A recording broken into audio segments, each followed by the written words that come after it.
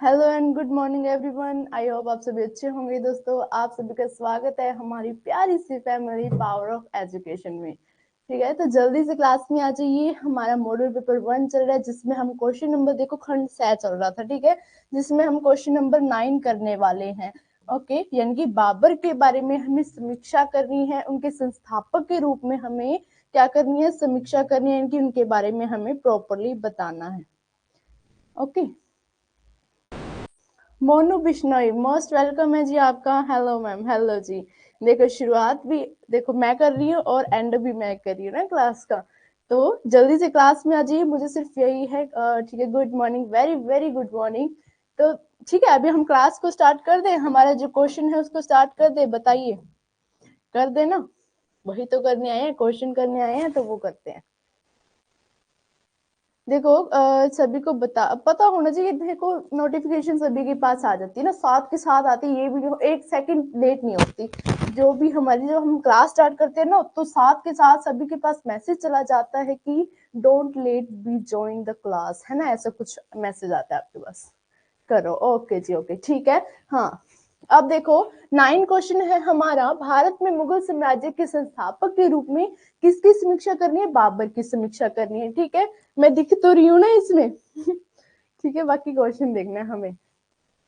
सबसे पहले मैंने आंसर में क्या लिख दिया, बाबर कौन था, ये हमें देखना है ना। तो एक महान ऐतिहासिक व्यक्ति बाबर मुगल साम्राज्य का संस्थापक था। यानी कि बाबर क्या था, ये तो हमें पता है कि वो संस्थापक था। जो भी मतलब उसने शुरुआत की, इसकी नींव डाली, इस जो मतलब उसका जो वंश है, मुगल वंश, ठीक है, वह एक कुशल नेता और योद्धा था। ये आप लाइनें कुछ लिख सकते हो। हिस्ट्री में अगर किसी शासक की बात आ जाती है तो ये जरूर लिखना।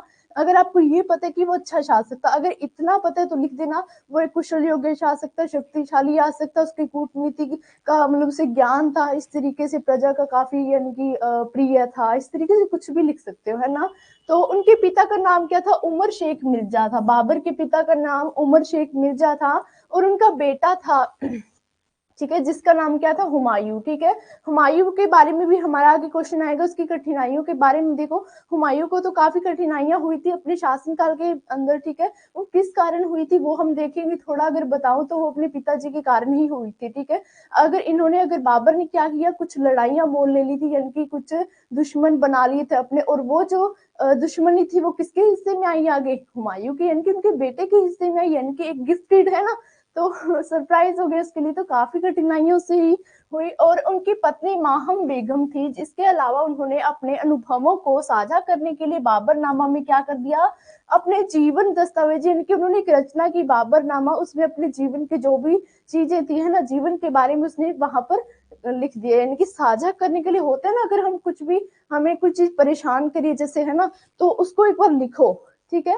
ये होता है रियलिटी में, अगर उसको लिखो। कल परसों ही मेरे साथ भी हुआ था कि मुझे काम बहुत करना है, तो उसके लिए मेरे ना सिर फट रहा था, तो मैंने सोचा कि यार लिखती हूँ मैं, फिर दिमाग में कुछ सही बैठेगा कि किस तरीके से मुझे क्या करना होगा।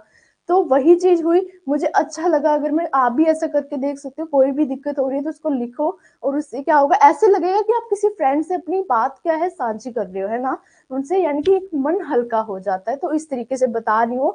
अब देखो, उन्होंने रचना कर दी, उसने अपने जीवन का लिख दिया, ठीक है, जीवन में जो कुछ था, है ना। स्वाभाविक रूप से उनकी मृत्यु हो गई। और अब हम चलते हैं आगे। ये तो ऊपर ऊपर की बातें बता दी, इनका थोड़ा बहुत परिचय बता दिया, उनके माता पिता बता दिए, उनके बेटे का नाम बता दिया। मुगल साम्राज्य के संस्थापक के रूप में उनकी भूमिका का संदर्भ स्थापित करना। बाबर ने पानीपत की पहली लड़ाई में जीत के बाद 1526 में मुगल साम्राज्य की स्थापना की। यानी कि अगर हम देखें, उसने अपनी जो मुगल वंश की नींव डालना, है ना, स्थापना करना, या वो कब की, तो वो पानीपत की जब पहली लड़ाई हुई थी, यानी कि 1526 में, उसने क्या कर दिया, अपने मुगल साम्राज्य की नींव डाल दी। और नेक्स्ट हम देखें, यह बाबर के इतिहास की प्रमुख घटनाओं में से एक मानी जाती है। अगर हम देखें, हमारा एक क्वेश्चन आ जाए कि बाबर की महत्वपूर्ण लड़ाई के बारे में बता दीजिए, जो उसके लिए मेन थी, या उसके कारण क्या हुआ, उसने मुगल साम्राज्य की नींव डाल दी, उसकी स्थापना कर दी, तो वो कौन सी है, तो वो लिख देना। इनके ऑप्शन भी होते, पानीपत की लड़ाई जो कि 1526 में, ठीक है। अब आगे देखो, नतीजा, मतलब नतीजतन, यानी कि नतीजा, इसने एक ऐसे राजवंश की शुरुआत को चिन्हित किया क्या किया, ऐसे राजवंश को चिह्नित किया जिसने आने वाली सदियों तक भारत को गहराई से आकार दिया। क्या हुआ, मुगल वंश अगर हम देखें, ठीक है, इसने स्थापना की, इसके लिए तो बहुत बड़ी बात है कि संस्थापक के रूप में इसको दिखाया गया है कि है वो, ठीक है।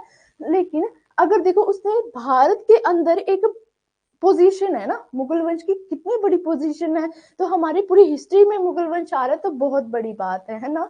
अब देखो आगे उसने महत्वपूर्ण एक गहराई से क्या कर दी, भारत के अंदर एक जगह बना दी अपनी।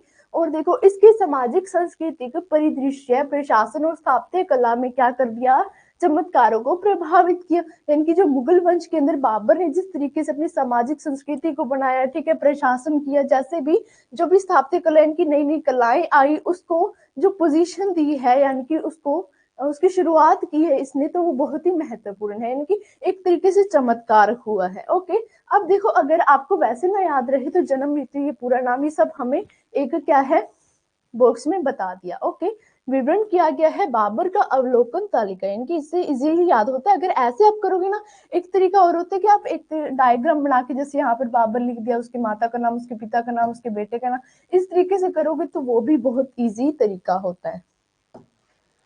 अब देखो जन्म कब हुआ, 14 फरवरी 1483 में। मृत्यु कब हुई, 26 दिसंबर 1530 में। उनका पूरा नाम क्या था, देखो बाबर है लेकिन उनका पूरा नाम, वो तो शॉर्टली एक नाम हो गया, इनकी अपनी तरफ से कुछ रखा गया किसी के द्वारा। और जहीरुद्दीन मोहम्मद उनका पूरा नाम था, याद रखना, क्वेश्चन भी आ सकता है आपके